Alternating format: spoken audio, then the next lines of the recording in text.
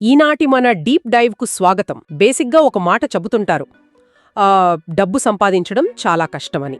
అవును, చాలామంది అలాగే అనుకుంటారు. కానీ దానికంటే కష్టమైన విషయం మరొకటుంది కదా. అదేంటంటే సంపాదించిన డబ్బును కోల్పోకుండా చూసుకోవడం. ఎగ్జాక్ట్లీ. సంపాదించడం ఒక ఎత్తు అయితే దాన్ని నిలబెట్టుకోవడం ఇంకో ఎత్తు. అసలు మనం మార్కెట్లోకి ఎంటర్ అవ్వగానే మార్కెట్ పెరిగితే గుమ్ముతో పాటు ఎగబడి కొనేస్తాం, అదే పడిపోతే భయపడి అమ్ముతాం. అసలు మనం ఎందుకిలా ప్రవర్తిస్తాం? అదే కదా అసలైన ప్రశ్న. అవును, అందుకే ఈరోజు మనం మాట్లాడుకోబోయే విషయం చాలా ప్రత్యేకమైనది. ఇది సామాన్యునికే కాదు, వారెన్ బఫెట్ లాంటి మహా ఇన్వెస్టర్ల ఆలోచన విధానాన్నే పూర్తిగా మార్చేసింది. బెంజమిన్ గ్రాహం రాసిన ది ఇంటెలిజెంట్ ఇన్వెస్టర్ గురించి కదా మనం మాట్లాడేది. పోగొట్టుకునేది తెలివి తక్కువ వాళ్లు కాదు, కేవలం తమ భావోద్వేగాలను కంట్రోల్ చేసుకోలేని వాళ్లు మాత్రమే అని గ్రాహం ఎందుకన్నారో ఇవాళ డీకోడ్ చేద్దాం. ఖచ్చితంగా. ఇది కేవలం స్టాక్ మార్కెట్ గురించి మాత్రమే రాసిన పుస్తకమని ఎవరైనా అనుకుంటే వాళ్ళు పొరపడినట్లే. అంటే ఇందులో సైకాలజీ కూడా ఉందంటారా? చాలా ఉంది. ప్రాథమికంగా ఇది మనిషి మనస్తత్వాన్ని, అంటే అతనిలోని భయాన్ని, అత్యాశను విశ్లేషించే ఒక అద్భుతమైన సైకలాజికల్ స్టడీ అని చెప్పొచ్చు. Wow, interesting. గ్రాహం చెప్పిన ఒక బ్యూటిఫుల్ పాయింట్ ఏంటంటే, పెట్టుబడి అనేది ఒక గ్యాంబ్లింగ్ కాదు, అదొక బిజినెస్. ఒక వ్యాపారాన్ని మనం ఎంత తార్కికంగా, ఎంత పద్ధతిగా చేస్తామో పెట్టుబడిని కూడా అలాగే చూడాలి. కానీ దురదృష్టవశాత్తు మనవాళ్లు అలా చూడరు కదా. నిజమే. చాలా మంది దీన్ని రాత్రికి రాత్రే కోటీశ్వర్లని చేసే ఒక లాటరీ టికెట్లా చూస్తారు. బేసిక్గా ఇక్కడే అసలు ప్రాబ్లం మొదలవుతుంది. అవును, ఇక్కడే నాకు ఎప్పుడూ ఒక ఆశ్చర్యం కలుగుతుంది. అంటే మనం దైనందిన జీవితంలో ఎంత లాజికల్గా ఆలోచిస్తామో, ఈ ఇన్వెస్టింగ్ దగ్గరకు రాగానే అంత ఇల్లాజికల్గా తయారవుతాం. ఒక చిన్న ఎగ్జాంపుల్ చెప్తారా? తప్పకుండా. ఇప్పుడు ఒక అద్భుతమైన ఇల్లు ఉందనుకుందాం. దాని అసలు విలువ 1 కోటి రూపాయలని నాకు తెలుసు. ఏదో కారణం చేత ఆ ఇల్లు 60 లక్షలకే దొరుకుతుందంటే మనమేం చేస్తాం? అప్పు చేసైనా సరే వెళ్ళి ఎగబడి మరీ కొనేస్తాం, అందులో డౌట్ లేదు. ఎగ్జాక్ట్లీ. అదే అసలు వాల్యూ లేని ఒక చిన్న గదిని ఎవరో 2 కోట్లకు అమ్ముతున్నారంటే కొంటామా? నవ్వి ఊరుకుంటాం, ఎవరైనా సరే అంతే. అదే కదా పాయింట్. అంటే రియల్ ఎస్టేట్లో నిజమైన వాల్యూకి, వాళ్ళు అడుగుతున్న ప్రైజ్కి మధ్య ఉన్న తేడాను మన మెదడు చాలా స్పష్టంగా గుర్తిస్తుంది. కరెక్ట్. మరి స్టాక్ మార్కెట్కి వచ్చేసరికి ఆ లాజిక్ ఏమైపోతోంది? మెదడు ఎందుకు ఫెయిల్ అవుతోంది అంటారు? దీనికి ప్రధాన కారణం మన పరిణామక్రమం, అంటే ఎవల్యూషన్ అని చెప్పాలి.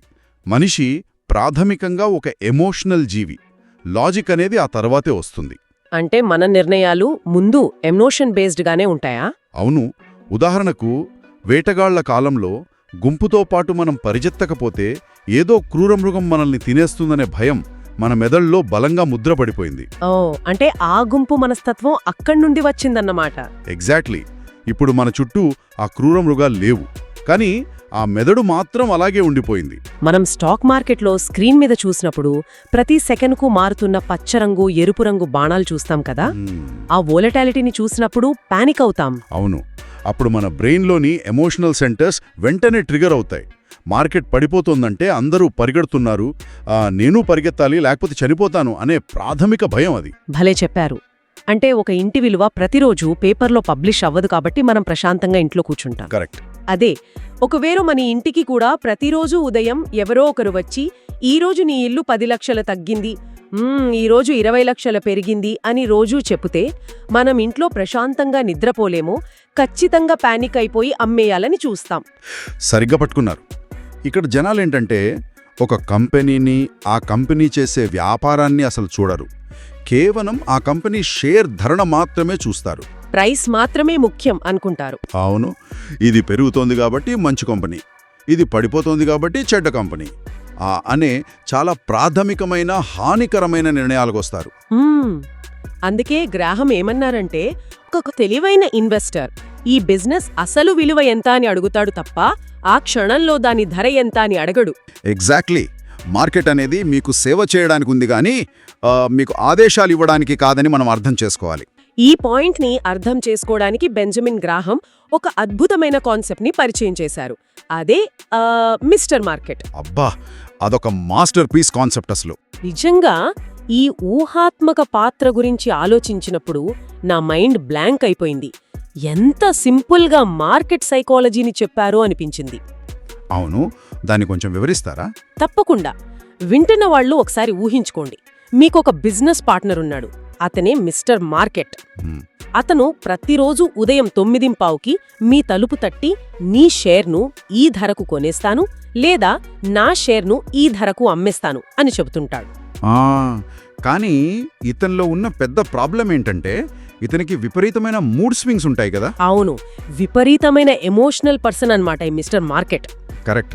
కొన్ని రోజులు అతను విపరీతమైన ఉత్సాహంతో ఉంటాడు, ఒక రకమైన మానియాలో ఉంటాడని చెప్పొచ్చు. ఈ బిజినెస్ అద్భుతం, ఆకాశమే హద్దు అనుకుంటూ మీ దగ్గరున్న షేర్లకు చాలా ఎక్కువ ధర ఆఫర్ చేస్తాడు. ఆ టైంలో మార్కెట్ అంతా గ్రీన్ కలర్లో ఉంటుందన్నమాట. ఎగ్జాక్ట్లీ. మరికొన్ని రోజులు అతను డీప్ డిప్రెషన్లోకి వెళ్ళిపోతాడు. అంతా నాశనమైపోయింది, ప్రపంచం అంతమైపోతోంది అంటూ అతి తక్కువ ధరకు తన షేర్లు మీకిచ్చేస్తాను అంటాడు. అంటే ఆ చెప్పే ధర కేవలం అతని ఆనాటి మూడ్ మాత్రమే. 100%. దానికి ఆ వ్యాపారం అస్సలు విలువతో, అంటే ఆ ఇంట్రిన్సిక్ వాల్యూతో ఎలాంటి సంబంధం ఉండదు. అంటే బేసిక్గా మనం చేయాల్సింది ఆ మూడ్ స్వింగ్స్కి మనం కూడా ప్రభావితం అవ్వడం కాదు. అతను డిప్రెషన్లో ఉండి తక్కువ ధరకిస్తుంటే మనం కొనుక్కోవాలి. అవును. అలాగే విపరీతమైన ఉత్సాహంతో ఎక్కువ ధర కడుగుతుంటే మన దగ్గర ఉన్నవి అమ్మేయాలి. ఒక తెలివైన ఇన్వెస్టర్ ఆ మిస్టర్ మార్కెట్ని తన స్వలాభం కోసం వాడుకుంటాడు తప్ప అతని మాటల్ని గుడ్డిగా నమ్మడు. కరెక్టే. దీన్ని మనం కొంచెం మన పర్సనల్ లైఫ్కి అప్లై చేస్తే సమాజం కూడా ఒక మిస్టర్ మార్కెట్ లాంటిదే కదా. వావ్, ఇది భలే పాయింట్. ఎలా అంటారు? అంటే బయటి వాళ్ళు మన గురించి ఏమనుకుంటున్నారనేది ప్రతిరోజు మారుతూ ఉంటుంది కదా. ఈరోజు జనాలు మిమ్మల్ని ఆకాశానికి ఎత్తుతారు, ప్రశంసిస్తారు. రేపు ఏ చిన్న తప్పు జరిగినా దారుణంగా విమర్శిస్తారు, పాతాళానికి తొక్కేస్తారు. నిజమే, సోషల్ మీడియాలో రోజూ చూసేది ఇదే కదా. అవును. అయితే బయటి వాళ్ళు చెప్పే ఈ మూడ్ స్వింగ్స్ని బట్టి మీ అసలు విలువను, అంటే మీ ఇంట్రిన్సిక్ వాల్యూని మీరెందుకు మార్చుకోవాలి? మార్చుకోకూడదు. ఎగ్జాక్ట్లీ. బయటి ప్రపంచం చేసే శబ్దం కంటే మన లోపలి స్పష్టత ఎప్పుడూ చాలా ముఖ్యం. ఇన్వెస్టింగ్లో అయినా జీవితంలో అయినా ఇదే సూత్రం. బయట జరిగే డ్రామాకి రియాక్ట్ అవ్వకుండా మీ అసలు విలువ ఏంటో మీకు తెలుసుండాలి. అంటే బయటి ప్రపంచం చేసే శబ్దం కంటే మన లోపలి స్పష్టత ముఖ్యం. కానీ ఇక్కడే నాకు ఒక ప్రాక్టికల్ ప్రాబ్లం వస్తుంది. ఏంటది? అందరూ మార్కెట్లోకి వచ్చేది డబ్బు కోసమే కదా. మరి ఒకరిని ఇన్వెస్టర్ అని మరొకరిని స్పెక్యులేటర్ అని ఎలా విడదీస్తాం? ఇద్దరూ బయటకు చూస్తే ఒకేలా కనిపిస్తారు కదా. అవును, ఇద్దరూ అకౌంట్స్ ఓపెన్ చేస్తారు, ఇద్దరూ స్టాక్ మార్కెట్లోనే డబ్బులు పెడతారు. అదే కదా. కానీ వారి మైండ్ సెట్ పూర్తిగా వేరుగా ఉంటుందంటారు. ఈ డిఫరెన్స్ని మనం ఎలా అర్థం చేసుకోవాలి? దీన్ని మనం ఎక్సైట్మెంట్కి సర్టెనిటీకి మధ్యున్న వ్యత్యాసంగా చూడాలి. కొంచెం వివరిస్తారా? బేసిక్గా ఒక స్పెక్యులేటర్ ఆలోచన ఎలా ఉంటుందంటే, ఇది ఎంత త్వరగా పెరుగుతుంది, రేపటికి డబుల్ అవుతుందా అని అడుగుతాడు. అతనికి స్పీడ్ కావాలి, ఒక థ్రిల్ కావాలి. అంటే గ్యాంబ్లింగ్ మైండ్ సెట్ అన్నమాట. అవును. కానీ ఒక ఇన్వెస్టర్ ఏంటంటే, ఈ బిజినెస్ 15 ఏళ్ల తర్వాత ఎలా ఉంటుంది, దీని పునాదులు బలంగా ఉన్నాయా అని అడుగుతాడు. వావ్, అంటే లాంగ్ టర్మ్ విజన్తో ఉంటాడు. కరెక్ట్. ఈ రోజుల్లో టెలిగ్రామ్ గ్రూపుల్లో వచ్చే టిప్స్ చూసి లేదా యూట్యూబ్ థంబ్నెయిల్స్లో కనిపించే ఈ స్టాక్ మిమ్మల్ని కోటీశ్వరుల్ని చేస్తుంది లాంటివి చూసి డబ్బులు పెట్టేవాళ్లు నిజానికి పెట్టుబడిదారులు కాదు. మరెవరు వాళ్ళు? వాళ్ళు కేవలం డోపమైన్ కోసం పరిగెడుతున్న స్పెక్యులేటర్లు మాత్రమే. కానీ ఇక్కడ నేనొక చిన్న పుష్ బ్యాక్ ఇవ్వాలనుకుంటున్నాను. అంటే స్పెక్యులేషన్ చేయడం అనేది నేరమేమీ కాదు కదా.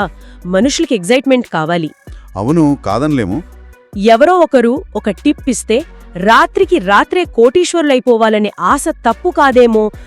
అది హ్యూమన్ నేచర్ కదా. అసలు సమస్య స్పెక్యులేషన్లో ఉందా లేక దాన్ని మనం చూసే విధానంలో ఉందా? మీరడిగింది కరెక్టే. స్పెక్యులేషన్ అనేది నేరం కాదు. అందరికీ ఆ డోపమైన్ రష్ ఇష్టం ఉంటుంది. కానీ అసలు సమస్య ఎక్కడొస్తుందంటే, ఆ స్పెక్యులేషన్నే గొప్ప విజ్ఞానమని లేదా సరైన పెట్టుబడి వ్యూహమని నమ్మడం. అంటే తమని తాము మోసం చేసుకోవడం అంటారా? ఎగ్జాక్ట్లీ. మీరు గ్యాంబ్లింగ్ చేస్తే అది గ్యాంబ్లింగ్ అని తెలుసుకుని ఎంత పోయినా పర్వాలేదు అనుకునే చిన్న మొత్తంతో చెయ్యండి. కాని దానికి ఇన్వెస్టింగ్ అనే ఒక గొప్ప పేరు పెట్టి మీ జీవితకాలపు పొదుపును అందులో పెట్టకండి అన్నదే బెంజమిన్ గ్రాహం ఉద్దేశం. చాలా క్లియర్గా చెప్పారు.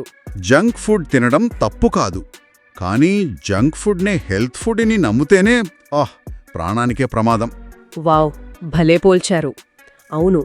అందుకే కదా మనం జీవితంలో లేదా రిలేషన్షిప్స్లో కూడా ఇలాంటి పనులే చేస్తుంటాం. అంటే కేవలం ఒక థ్రిల్ కోసం, ఒక ఎక్సైట్మెంట్ కోసం తప్పుడు నిర్ణయాలు తీసుకుని దాన్ని గొప్ప ప్రేమ అనో లేదా గొప్ప కెరియర్ మూవ్ అనో మనల్ని మనం మోసం చేసుకుంటాం. కరెక్ట్. రియాలిటీని ఒప్పుకోము. మనం నిజంగా గ్రోత్ కోసం నిర్ణయాలు తీసుకుంటున్నామా లేక ఎక్సైట్మెంట్ కోసమా అని ప్రతి ఒక్కరూ తమని తాము ప్రశ్నించుకోవాలి. ఖచ్చితంగా. పరిణతి అంటే నిజాన్ని నిజంగానే చూడటం.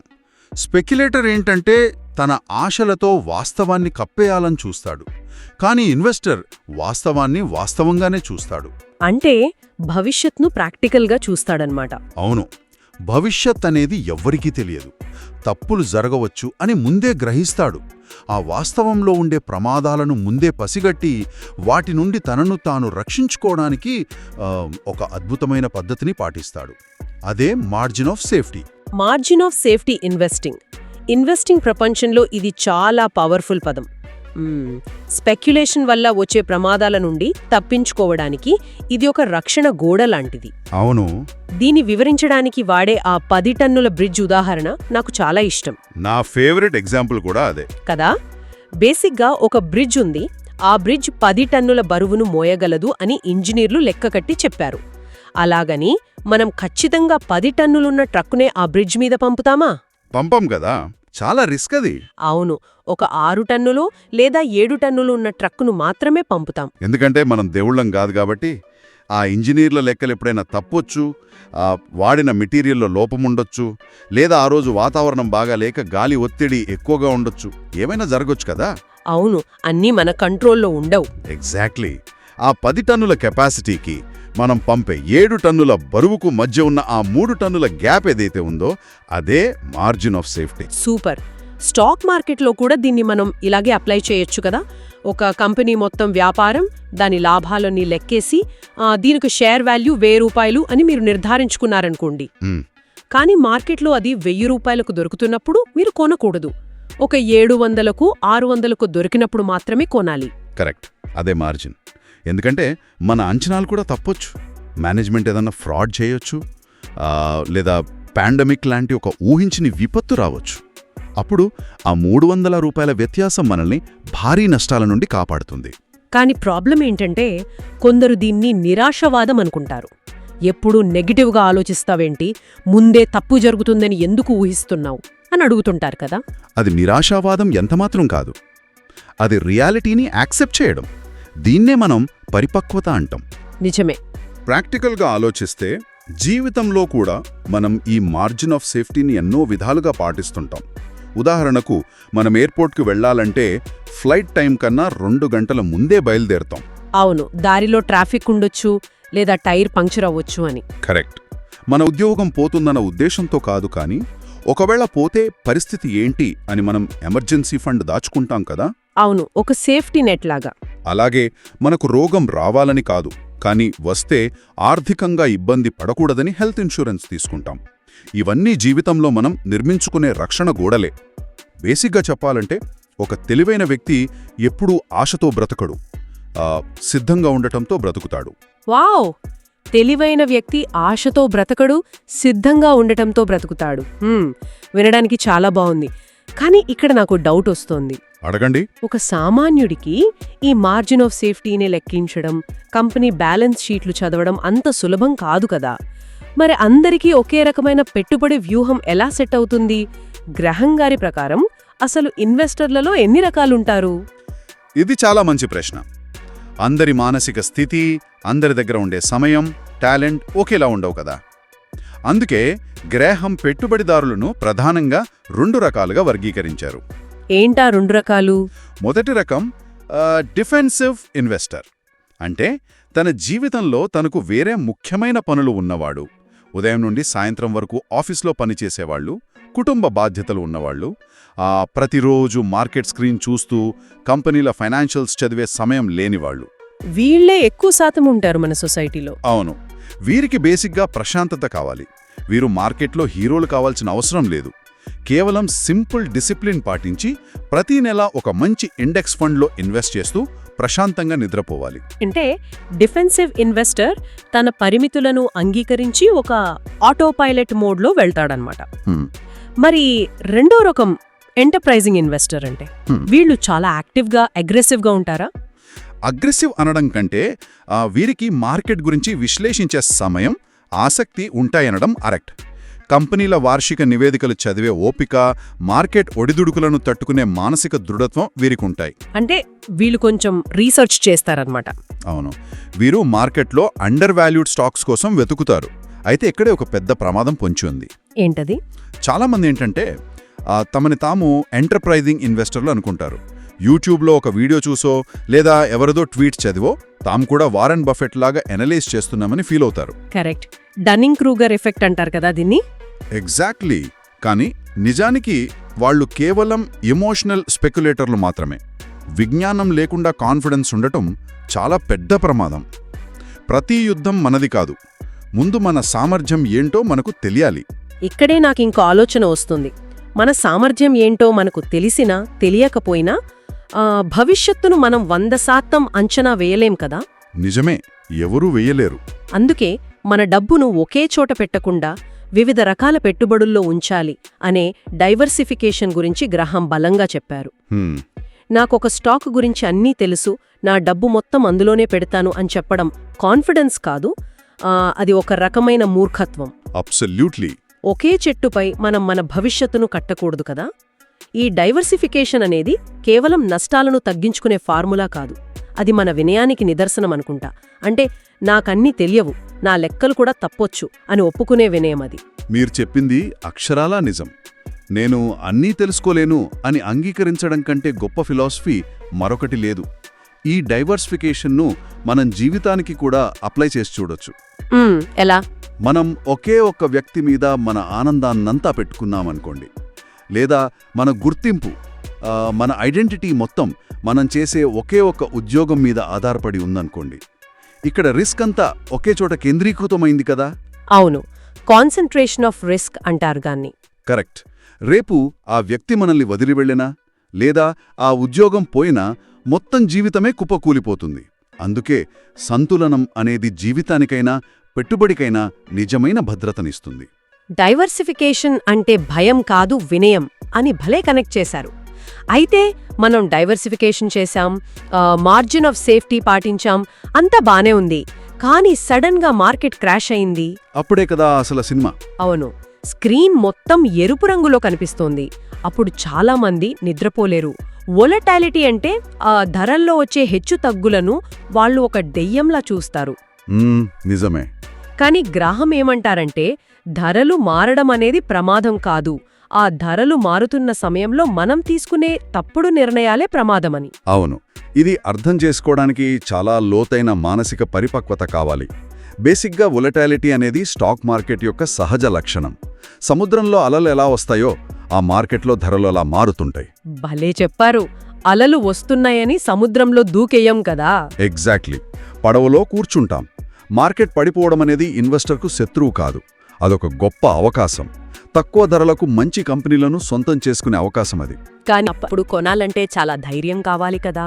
అవును, మనుషులకు ఒంటరిగా నిలబడటం అంటే చాలా భయం. అందరూ అమ్ముతున్నప్పుడు మనం మాత్రమే కొనటం మనస్సుకు చాలా కష్టమైన పని. అందుకే మార్కెట్లో గొప్ప రిటర్న్స్ రావాలంటే మీకు గొప్ప ఐక్యూ ఉండాల్సిన అవసరం లేదు, గొప్ప ఎమోషనల్ డిసిప్లిన్ ఉండాలి. ఎమోషనల్ డిసిప్లిన్ లేకపోవడం వల్లే చాలామంది ఇంకో పెద్ద తప్పు చేస్తారు.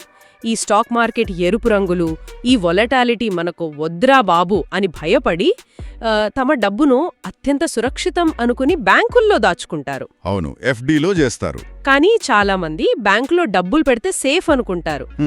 నాకు తెలిసినంత వరకు ఇన్ఫ్లేషన్ దాన్ని సైలెంట్గా తినేస్తుంది కదా. దీన్ని మీరెలా చూస్తారు? ఇది చాలా ముఖ్యమైన పాయింట్ అండి. ఇక్కడ ఒక సైకలాజికల్ ఫ్యాక్ట్ ఉంది. మనుషులకు కళ్ల ముందు కనిపించే నష్టాలు మాత్రమే నష్టాలుగా అనిపిస్తాయి. అంటే స్టాక్ మార్కెట్లో పడిపోయే 10,000 లాగా. అవును, స్టాక్ మార్కెట్లో 10,000 తగ్గితే వెంటనే కంగారు పడిపోతారు. కానీ ఇన్ఫ్లేషన్ అంటే ద్రవ్యోల్బణం అనేది మన కొనుగోలు శక్తిని గుట్టు చప్పుడు కాకుండా హరించేస్తుంది. సైలెంట్ కిల్లర్ అన్నమాట. ఎగ్జాక్ట్లీ. ఈరోజు 100 రూపాయలకు వచ్చే వస్తువు 10 ఏళ్ల తర్వాత 100 రూపాయలకు రాదు. మీరు బ్యాంక్ అకౌంట్లో వేసిన 1,00,000 రూపాయలు 10 ఏళ్ల తర్వాత కూడా 1,00,000 రూపాయల్లాగే కనిపిస్తాయి. కానీ వాటితో మీరు సగం వస్తువులు మాత్రమే కొనగలరు. ఓ, అంటే వాల్యూ తగ్గిపోతుంది. అవును, అంటే ఆ డబ్బు విలువ చనిపోతోంది. పనిచేయని డబ్బు నెమ్మదిగా చనిపోతోంది. ఇది కనిపించని నష్టం. ఇది నిజంగా బుర్రపాడయ్యే విషయం. కళ్ల ముందు కనిపించేదానికంటే కనిపించకుండా జరిగే నష్టమే ఎక్కువ ప్రమాదకరమన్నమాట. ఈ కనిపించని నష్టాలను మనం జీవితంలో కూడా చూస్తూనే ఉంటాం కదా. కరెక్ట్. ఎలాగంటే అంటే మన యవ్వనం, మన సమయం, మన ఎనర్జీ రోజురోజుకు నెమ్మదిగా కరిగిపోతుంటాయి. ఏ రోజు ఉదయం లేవగానే నా వయసు అయిపోతుంది అని మనకు అనిపించదు కదా. అవును, అదొక స్లో ప్రాసెస్. కళ్ల ముందు ఏదైనా పెద్ద యాక్సిడెంట్ అయితేనే అది నష్టం అనుకుంటాం. ఆ డ్రామానే కనిపిస్తుంది, కానీ నెమ్మదిగా జరిగే క్షీణత మనకు కనిపించదు. అందుకే సంపద అనేది నిశ్శబ్దంగా ఒక బోరింగ్ డిసిప్లిన్తో నిర్మించబడాలి అంటారు. ఈ డిసిప్లిన్ ముందు తెలివితేటలు కూడా పనిచెయ్యవని గ్రాహం చెప్పారు కదా. ఖచ్చితంగా. స్టాక్ మార్కెట్లో జరిగే ఎక్కువ నష్టాలు తెలివి తక్కువతనం వల్ల జరగవు.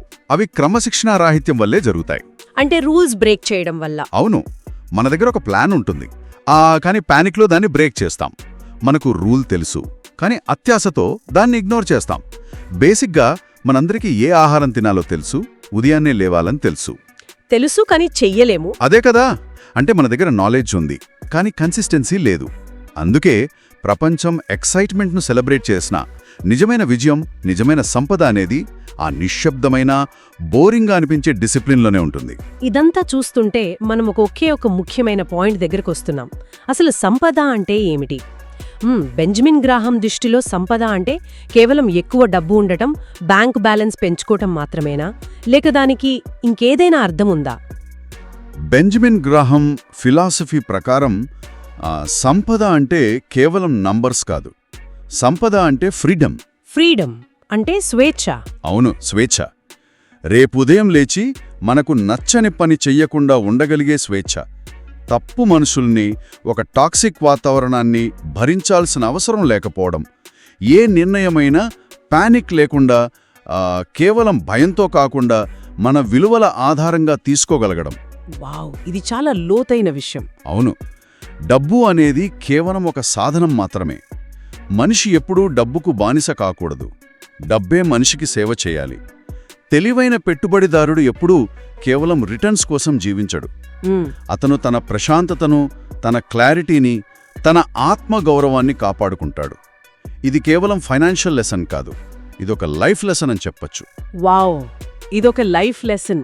ఈ రోజు మనం మాట్లాడుకున్న విషయాలు మనసులో ముద్రించుకోవాల్సినవి. ఇన్వెస్టింగ్ అనేది గ్యాంబ్లింగ్ కాదు, అది ఒక కళ. మనం అర్థం చేసుకున్న అతిపెద్ద సత్యం ఏమిటంటే, పెట్టుబడి ద్వారా మనం గెలవాల్సింది మార్కెట్ను కాదు, మనల్ని మనం గెలవాలి. అబ్సల్యూట్లీ. అందరూ పరుగెడుతున్నప్పుడు ఆగి ఆలోచించడం ఒక మహత్తరమైన కళ. ఈ చర్చ ముగించే ముందు వింటున్న ప్రతి ఒక్కరికి ఒక బలమైన ప్రశ్నను వదిలిపెట్టాలనుకుంటున్నాను. చెప్పండి. ఈ ఒక్క ప్రశ్న గురించి మీరు ఈరోజు ప్రశాంతంగా ఆలోచించండి. రేపు మీరు మీ జీవితంలో లేదా మీ డబ్బుతో ఏ నిర్ణయం తీసుకున్నా దాన్ని కేవలం ఎక్సైట్మెంట్తో, భావోద్వేగాలతో తీసుకుంటున్నారా, లేక ప్రాక్టికల్గా, లాజికల్గా ఆలోచించి తీసుకుంటున్నారా? ఆలోచించండి. ఇలాంటి మరిన్ని interesting and thought provoking discussions కోసం అన్లాక్ థాట్కు సబ్స్క్రైబ్ చేసుకోండి. మరొక ఆసక్తికరమైన అంశంతో మళ్ళీ కలుద్దాం.